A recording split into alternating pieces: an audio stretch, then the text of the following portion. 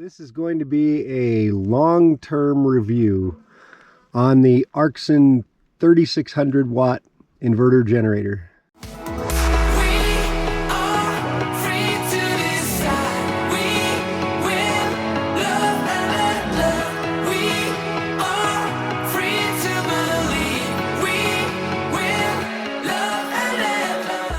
It is 3600 watts peak and 3100 watts running. And I've been using it now for about a year and a half, and I think I can give a good long-term review. I've got about 1,300 hours on it roughly. It's kind of hard to say. So part of my review here, I'll start right away with the electronics and the hour meter. So first off, it has an hour meter here, which is great, but it stopped at 99999. It stopped at 999.9 hours. Well, as soon as I rolled over, it no longer keeps track of the hours for me. So that's one thing I don't like so much about it. Another thing I don't like about it is, and this broke probably the third or fourth time I tried to start it, but it has a remote control and it starts with the remote. But to start with the remote, it has an electric choke, and the electric choke broke. And so you have to manually turn on the choke to get it to start, and it won't start without the manual choke. So you have to come out here, which makes the remote useless. And I am one of 3 people that I know that have this exact generator. And Aja has one, and my friends Frank and Tammy have one. And every one of them, the remote start stopped working shortly after the first couple of tries, which means the electric choke broke almost immediately. You'll notice that it leaks oil. Every 100 hours, this thing goes through about 3 ounces of oil. It started leaking oil about hour 750.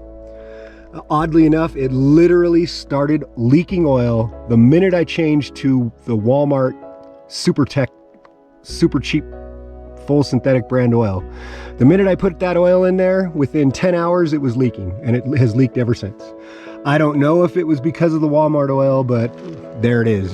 I've done tune-ups on this thing a couple of times. I've taken the spark plug out, and which is under here, I've cleaned the spark plug 2 different times. It still seems to be doing pretty good. I've taken the carburetor apart and rebuilt it once. I think it's time to put a fuel filter in it. It runs pretty good. Lately, I've just recently started to have a problem with it where every once in a while when it's under a load, it'll just give out. It'll turn itself off. Or in other words, not stop running, but it will stop sending out power.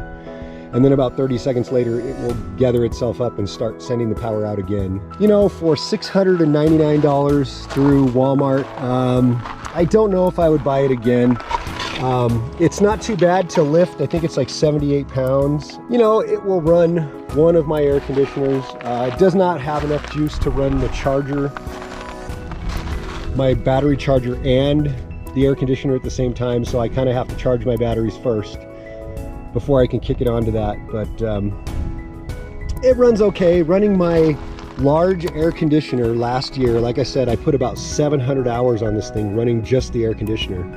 And running my I think it's a 15,000 BTU AC unit that's over my living room, and this thing would run it, and a tank of gas, which is 1.5 gallons, would last about 4.5 hours. So it's not too bad. It uses a lot less fuel than my onboard generator does, which is the whole reason why I got it to begin with.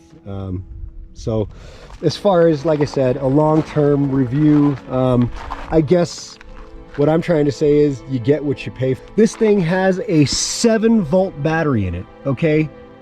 So how am I supposed to charge a 7-volt battery? Am I supposed to put 12 volts on it and cook it? Or am I supposed to give it 6 volts and not enough? I mean, it's just absolutely ridiculous. That is one example of just an absolute ridiculous thing that China has made to sell in the United States.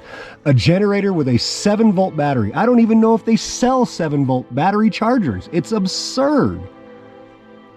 Okay, rant over. And I've been keeping it underneath a table. I keep a table over the top of it for shade because the sun destroys things, and I'm trying to get it to last as long as possible. I've been real careful about changing the oil on it religiously and keeping fresh oil or fresh gas in it. I also have only run super unleaded in it. I find that super unleaded burns a lot cleaner. Even though it's more expensive, it burns cleaner and it makes this little thing last longer. 100-hour run, I ran regular gas through it and the oil was so much more dirty. The spark plug started to get dirty and started to foul up, and I would switch back to super unleaded. And you know, like I said, I have over 1,300 hours on one spark plug, and it's still, the electrodes still look good. The choke started to get so stiff that I ended up having to cut part of the cowling away there, the cover away, so that I could actually get into the choke and manually push it on. I don't know how much longer I'm going to get out of it. You know, if you're looking for a better quality generator than this, I would definitely say, you know, go with the Honda, or maybe even one of the Predator generators or the Champion. If I had it to do over again, I probably would have bought the Champion 4,000 watt. It was only $300 more expensive than this one, so if I had it to do over, maybe that's the way I would go.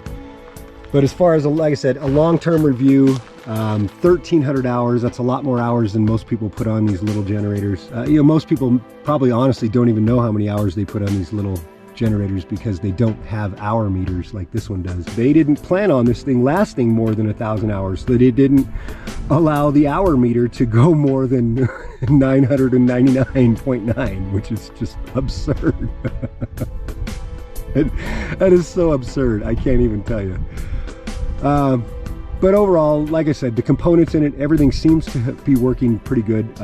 It's, you know, it fired right up when it was 5 degrees out here, and this thing literally was caked with snow.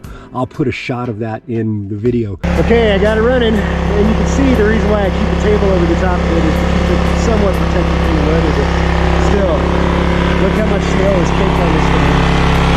It's just starting to come off the of this thing being so caked with snow that I got it started in the, you know, the exhaust pipe right here was completely covered with snow.